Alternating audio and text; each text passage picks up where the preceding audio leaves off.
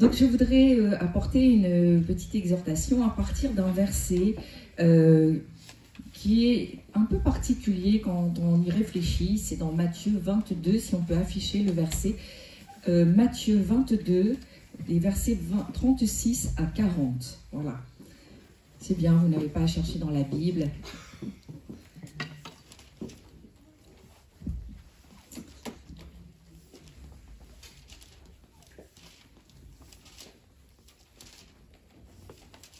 Voilà, je vais commencer. Ça va, vous y arrivez, la technique? Voilà, non, c'est Matthieu 22, 36. Simplement 36 à 40. Voilà, super. Maître, quel est le plus grand commandement de la loi? Jésus lui répondit, tu aimeras le Seigneur, ton Dieu, de tout ton cœur, de toute ton âme et de toute ta pensée. C'est le premier et le plus grand commandement. Voici le second, qui lui est semblable. Tu aimeras ton prochain comme toi-même. De ces deux commandements dépendent toute la loi et les prophètes. Et je crois que c'est intéressant pour nous encore aujourd'hui. Et vous allez me dire, mais nous ne sommes plus sous la loi. Oui, c'est vrai, nous ne sommes plus sous la loi, et alléluia, parce que nous sommes sous la grâce maintenant. Et c'est une grâce d'être sous la grâce. Mais nous ne pouvons pas occulter le fait que la loi, sous la loi, il y avait ces deux commandements et que Jésus a renouvelé quelque part. Il a dit, c'est vrai que ça appartient à la loi, mais aujourd'hui, sous la grâce, il y a l'esprit de la loi, il y a ces versets-là, il y a ces commandements-là, et ils sont toujours actifs. Et il y a d'autres commandements, on voit, honore ton père et ta mère, et tu vivras longtemps sur la terre, et on voit par expérience que les gens qui maudissent leurs parents ont des problèmes. Il y a quelque chose comme une malédiction qui vient quand on déshonore nos parents. Ils ne tuent pas, ne volent pas. On ne peut pas dire c'était sous la loi et aujourd'hui ça n'a plus d'impact. Nous savons qu'il y a des conséquences. Évidemment, on est sous la grâce, mais ce n'est pas parce que nous sommes sous la grâce que nous pouvons pécher, que nous pouvons faire n'importe quoi. Et je crois qu'il y a vraiment ce que Dieu a dit particulièrement dans les commandements qui reste aujourd'hui d'actualité. Mais nous ne sommes plus sous la malédiction si nous enfreignons. Mais nous avons des conséquences de malédiction.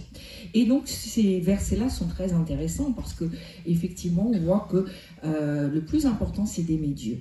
Et je crois que nous devons aussi nous poser la question, concrètement, comment j'aime Dieu? Déjà, est-ce que j'aime Dieu? Est-ce que j'ai accepté Jésus dans mon cœur? Parce que c'est, tu l'aimeras comment? Une question de l'aimer de toute son âme, de toute sa pensée et de tout son cœur. Et je crois que certains chrétiens aiment Dieu le dimanche et le lundi, Dieu n'est plus dans les pensées et dans le cœur. Et je crois que ça, c'est aussi quelque chose sur lequel nous devons réfléchir. Est-ce que vraiment le Seigneur, est-ce que Dieu occupe nos pensées?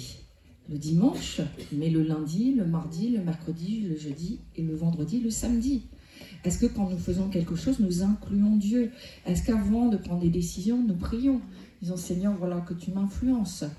Est-ce qu'avant de prendre la route, vous priez en disant il peut y avoir un fou qui arrive en face de vous?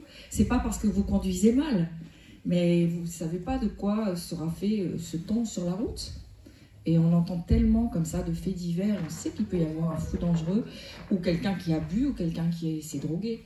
Et je crois que c'est important. Et quand Jésus parle de ce commandement de la loi que nous trouvons dans Lévitique, il dit voilà, quel est finalement, comment tu m'aimes?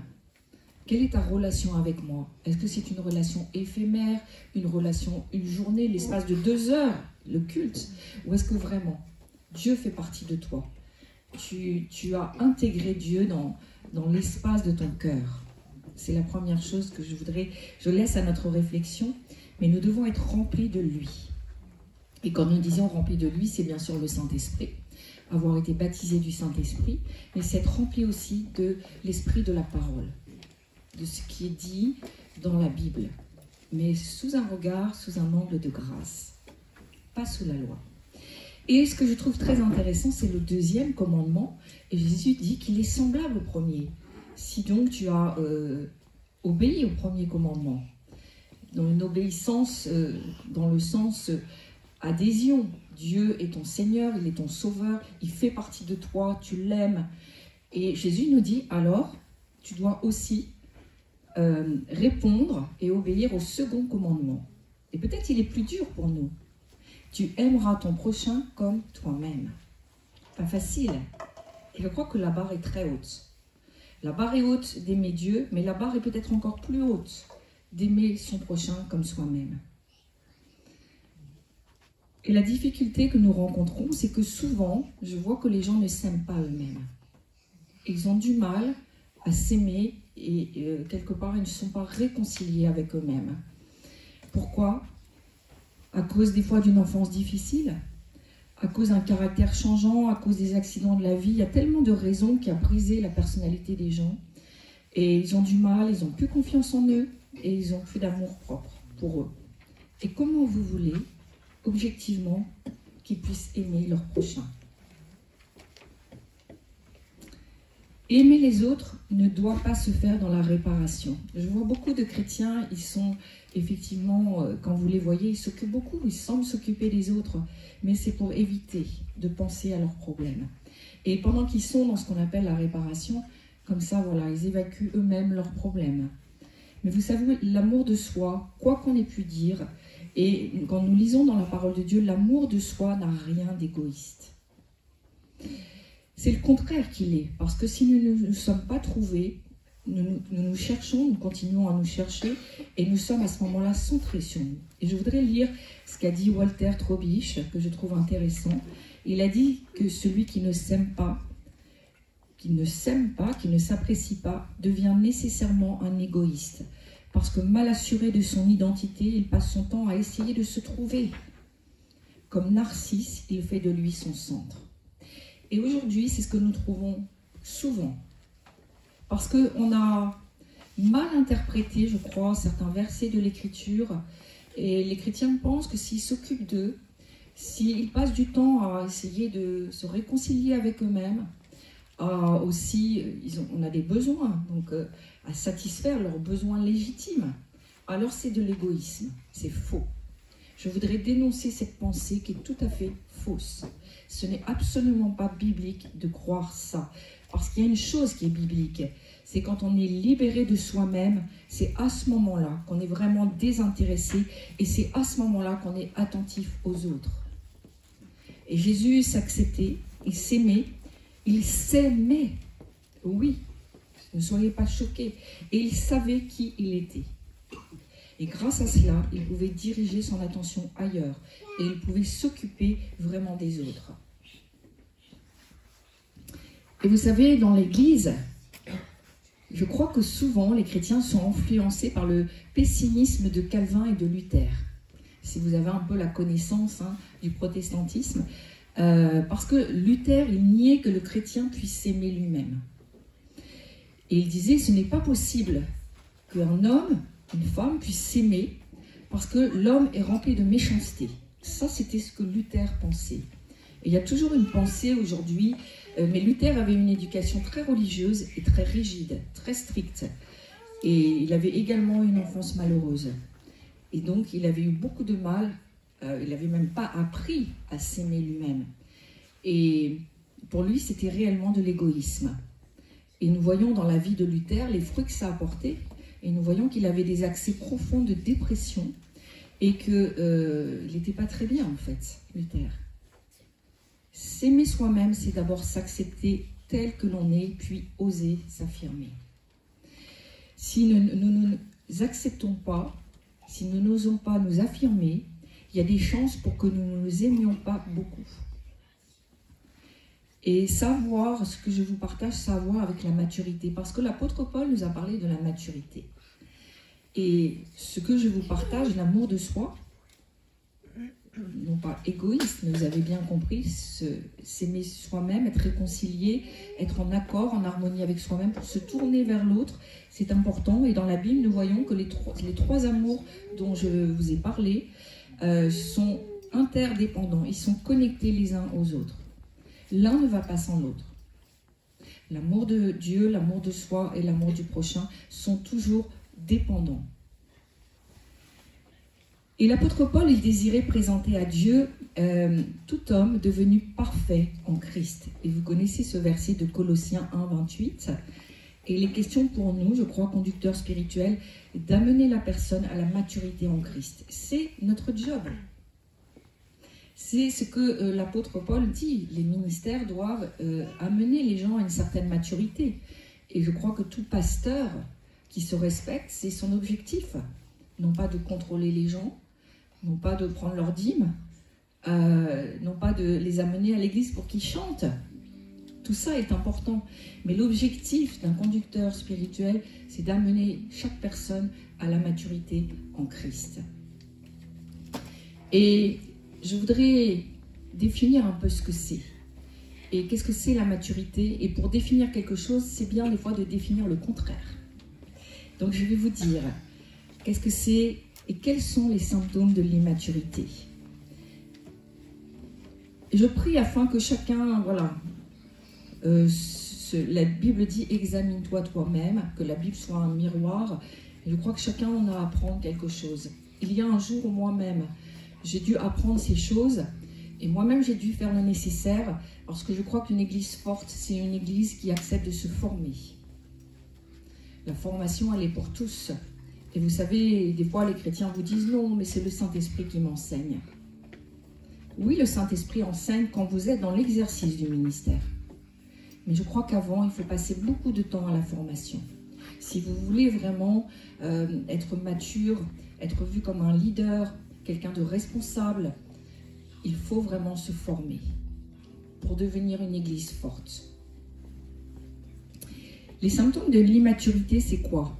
Quand l'apôtre Paul nous a dit ça, il faut amener chacun, chaque homme, chaque femme, chaque chrétien à la maturité. Il voyait aussi beaucoup de gens. Je crois que l'apôtre Paul avait aussi des entretiens. Et il voyait les signes d'immaturité chez le peuple de Dieu. Et un premier signe, c'est le besoin excessif d'approbation. La crainte d'être désapprouvé. Il y a des gens, c'est sans arrêt, latent. Ils ont peur d'être désapprouvés. Ils ont peur qu'on ne les aime pas. Et ils ont peur d'échouer aussi. Et donc derrière, vous avez l'anxiété, le pessimisme, le besoin de permission, le besoin d'être materné, l'idéalisation de l'enfance, la fuite des responsabilités. Autre chose qui est un signe d'immaturité, c'est la culpabilité omniprésente. Elle est très fréquente chez les chrétiens. Il y a des chrétiens, ils sont tout le temps sous un poids de culpabilité. Ça fait partie des signes de l'immaturité. Ce n'est pas juste. Quand on est réconcilié avec soi-même, on n'a plus de problème avec la culpabilité. On sait ce qu'est le péché et on sait où on en est. Il y a également dans les signes d'immaturité la peur des différences, la compétitivité, des gens qui se mettent toujours en compétition les uns avec les autres. Et c'est leur mode de relation. Et puis il y a la pensée, ce que j'appellerais noir et blanc. Il y a des gens, c'est comme les adolescents, vous savez, il n'y a pas de gris. C'est tout est blanc ou tout est noir. C'est un signe d'immaturité. Parce que l'adulte doit avoir du gris. Tout n'est pas ou bien ou mal.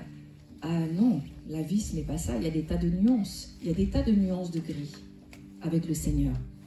Il y a également dans les signes d'immaturité le besoin de domination sur les autres. Combien se contrôlent, même dans nos églises. Ils essayent de dominer sur les autres pour les manipuler.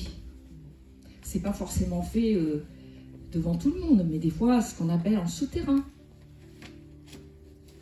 L'esprit de jugement, il est très présent dans les églises. Signe d'immaturité, prompt à juger. Tu n'as pas fait ci, tu n'as pas fait ça, tu devrais faire ci ou ça. Dieu te condamne, tu es un pécheur.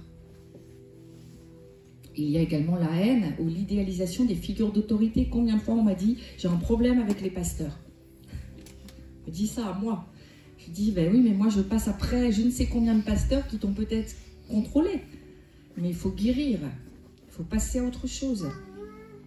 Et il y a tout ce qui est dépendance excessive à l'égard de l'alcool, de la nourriture, du travail et même de la famille. Et il y a des gens qui sont trop dépendants de leur famille. Tout ça, ce sont des signes d'immaturité. Il faut quitter à un moment donné l'enfance spirituelle pour se diriger vers le monde des adultes spirituelle. Et je vous ai dit ces choses, je vous ai partagé ces choses parce que le Seigneur a mis sur mon cœur d'ouvrir une formation de relation d'aide. Et on ne connaît pas trop ce que c'est que la relation d'aide. Mais c'est important, comme je l'ai dit, de se former afin d'aider les chrétiens à devenir matures et à se réconcilier avec eux-mêmes afin de pouvoir bien fonctionner avec les autres. Je vois les problèmes relationnels. Et souvent, je vois que la personne déjà elle-même, elle a un problème avec elle-même. Elle ne sait pas qui elle ne s'apprécie pas, vous voyez, toutes ces choses. Donc, elle ne peut pas vraiment avoir des bonnes relations. C'est pas possible. La parole de Dieu nous dit, il faut que tu t'aimes toi-même afin d'être détourné de toi pour aimer les autres. Il y a un principe intéressant, vous voyez. Et je crois que c'est quelque chose, j'ai fait la formation à la délivrance, nous en sommes à la 2e formation. La relation d'aide, c'est plus large, c'est plus vaste. Ça concerne tous les gens qui veulent eux-mêmes faire un travail sur eux-mêmes. Et ça concerne les gens également qui veulent aider les autres dans une écoute attentive, active, dans des conseils pertinents pour aider vraiment les gens à s'en sortir, à se réconcilier encore une fois avec eux-mêmes, pour aider et apprendre à aimer les autres. Et la relation d'aide fait appel à des connaissances spirituelles, psychologiques. Et les chrétiens disent, mais qu'est-ce que tu vas mettre du psychologique dans l'église? Et que vous soyez chrétien ou pas, nous avons le même cerveau que les païens. La seule chose, c'est que nous sommes dans un environnement de foi. Donc tout est permis dans l'environnement de foi. Mais votre cerveau, il fonctionne comme le cerveau des païens. Je suis désolée. Et nous avons besoin d'un petit bagage psychologique pour essayer d'aider les gens. Et ça s'apprend. Et vous savez, le monde séculier apprend ces choses. Beaucoup de formations dans la relation d'aide dans le monde séculier. Et nous disons, nous avons le Saint-Esprit, nous n'avons pas besoin d'apprendre. C'est faux. Le Saint-Esprit vous apprendra différemment. Le Saint-Esprit vous apprendra quand vous êtes en train de travailler dans l'œuvre de Dieu. Il va vous apprendre, il va dire non, fais comme ça, mets tes mains là. Ce sont des choses pratiques que le Saint-Esprit vous enseigne. Mais ça ne vous dispensera jamais d'une formation, une réelle formation théologique, une formation psychologique, une formation spirituelle. Ne dites pas le Saint-Esprit m'enseignera alors qu'il y a des formations pour cela et qui ont fait leurs preuves. La relation d'aide a fait ses preuves et c'est enseigné largement au niveau des travailleurs sociaux dans le monde séculier. Et elle prend en compte évidemment, puisque nous allons démarrer une formation de relation d'aide chrétienne, donc ça va prendre en compte également la dimension spirituelle et biblique, psychologique, spirituelle et biblique. Tout cela ne s'oppose pas, vous comprenez? C'est pas parce que nous sommes nés de nouveau qu'on ne doit pas considérer que le psychologique est également intéressant. Et le but, c'est d'amener la personne à devenir indépendante, dans le bon sens du terme. On a aussi dit, il faut être dépendant de Dieu, dans le bon sens du terme, c'est-à-dire elle s'assume, elle se prend en charge dans ses relations, comme vis-à-vis d'elle-même, elle a une image juste d'elle-même. Combien de chrétiens n'ont pas une juste image d'eux-mêmes? Ou ils se croient là et ils sont là, ou le contraire. Et nous, en tant que leaders, on analyse, on voit les choses. On se dit, cette personne-là, elle est là, mais c'est compliqué parce qu'elle se croit là. Comment faire? Et des fois, vraiment, on ne sait plus comment prendre. Pour peu que la personne ait déjà été brisée, cassée, on se dit, c'est un petit hérisson, ça pique de partout, on la prend comment? La relation d'aide peut nous aider, nous donner des pistes, des outils intéressants. Il faut que la personne soit en harmonie avec elle-même. Qu'elle accepte aussi la responsabilité de ce qu'elle pense, de ce qu'elle ressent. Qu'elle puisse gérer ses émotions, ses sentiments. Combien de chrétiens sont comme ça? Et ce n'est pas un jugement, je suis dans la délivrance. Je constate. Et dans la guérison, je constate ces choses. Et je dis que ce n'est pas une fatalité. Et combien aussi tirent profit réellement de leurs échecs? Peu. Parce que quand on n'est pas bien avec soi-même, c'est difficile de faire son autocritique. Et vous savez, la relation d'aide vous apprend aussi l'entente avec les autres, l'interdépendance. Dieu nous a créés afin que nous soyons interdépendants. Et Dieu lui-même est interdépendant. Vous le croyez ça? Dieu le Père, Dieu le Fils et Dieu le Saint-Esprit. Et Dieu est en harmonie. Jésus était en harmonie avec lui-même, mais il était toujours connecté au Père, au Fils, au Saint-Esprit. Nous ne sommes pas faits pour être seuls. Personne n'est une île. Non. Nous devons juste réapprendre des choses, nous aimer nous-mêmes, nous harmoniser, nous, avec nous-mêmes, savoir qui nous sommes, et après nous allons accepter que les autres ne soient pas parfaits. Nous acceptons après que les autres puissent nous décevoir, voire même nous blesser. C'est beaucoup moins un problème après. Et nous acceptons les différences, nous arrivons à nous adapter beaucoup plus facilement. Nous acceptons vraiment que les autres ne soient plus parfaits. C'est un problème, ça. Et c'est pour ça que nous sommes si souvent déçus et blessés. Nous croyons que les autres sont parfaits, et que nous, alors que nous ne le sommes pas. Quelle illusion. Aimer les autres, c'est les prendre. Avec leur plus, avec leur moins. Et c'est souvent accepter les moins. Ça, c'est vraiment aimer les autres. Je n'idéalise pas. Je crois vraiment que la personne a des choses qui sont bonnes. Mais je sais aussi qu'il y a des faiblesses. Parce que moi-même, j'ai des faiblesses. Alléluia. Je voulais vraiment vous partager ça. Parce que donc, nous avons notre formation. Mais je crois que le milieu chrétien ne connaît pas bien la relation d'aide. Et je crois que c'est important. Réfléchissez, voyez, priez. Parce qu'il faut des convictions aussi. C'est important. Tout ce qui n'est pas conviction est péché, nous dit la parole de Dieu. Dans ce sens aussi où nous n'allons pas tenir nos engagements. Je vous assure, tenez vos engagements avec le Seigneur. Nous avons démarré la première formation, la délivrance, nous avons perdu en route, petit à petit. Certains, c'est pas que c'est inintéressant, parce que je crois que les cours étaient très intéressants. Voilà. Mais je crois que les gens se désengagent trop facilement. Si vous vous inscrivez à faire une formation, mettez Dieu dans la formation et dites, Seigneur, je ne me désengage pas. Ou alors, il ne faut pas t'engager à la base, mais suis la formation jusqu'au bout. Il y a des bonnes choses à prendre. Nous démarrons une formation le 5 mars. C'est très bientôt. C'est ouvert à tous, la relation d'aide. Il n'y a pas besoin de bagage particulier. Il faut savoir lire. Et encore, enfin écrire, parce qu'il faut prendre des notes. Mais il n'y a pas besoin d'être né de nouveau, d'être... Vous voyez, je crois que toute personne qui est en contact avec d'autres personnes devrait se former un minimum à la relation d'aide. Les infirmiers, même les coiffeurs, tous ceux qui sont en relation de clientèle aussi. Parce qu'on en dit des bêtises. Et les gens se confient à vous. Vous confiez votre tête, mais les coiffeuses, elles ont 2 oreilles. Mais la bouche doit dire des bonnes choses, des choses intéressantes pour aider les gens. Donc nous allons démarrer et c'est un samedi matin par mois. Et je vous donne quelques modules, c'est sur 6 mois, donc vous voyez, c'est pas beaucoup au départ. Je pense qu'il y aura peut-être une deuxième partie en 6 mois, nous allons voir. Et les modules, la première, c'est l'identité. L'identité psychologique, sexuelle, sociale et spirituelle. Nous allons faire un point là-dessus. Il est important de démarrer par l'identité. Qui je suis? Et qu'est-ce que la parole de Dieu dit de ce que je suis? Dieu est mon créateur, il sait mieux que moi qui je suis.